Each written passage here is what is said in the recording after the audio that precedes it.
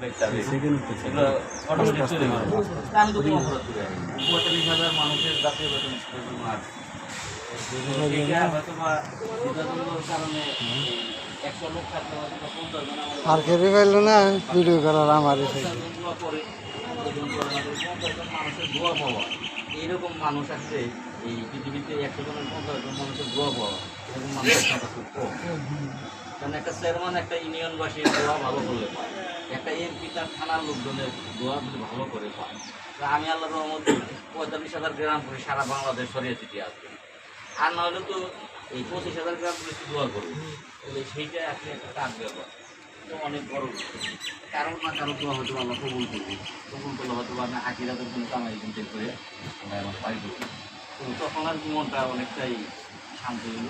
নামাজ পড়লাম, নামাজের পরে যাই মনে শান্ত থাকে না, বাড়ির কথা মনে করি যে এখন তোলাগুলি করতাম, তোলাগুলি করে সবাই বাড়ি মুখে যাইতাম, আবার কাউকে সালাম করতাম,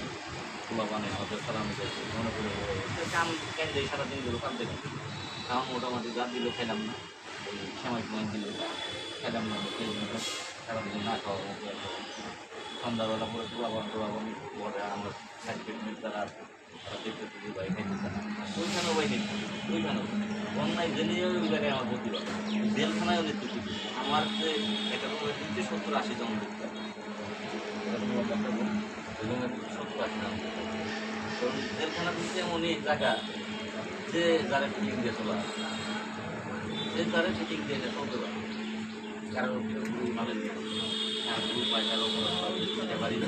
3 বাড়ি যেমন খবর আগে 3 মাসে গোলাম জানে বাড়ি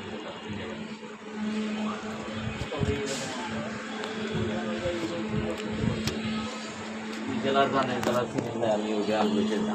নেতা কারারক্ষী তোর টাইম নেই অন্যায় এনে করবেন অন্যায় কত দিন জেলা স্যারের যখন পরে ওরাও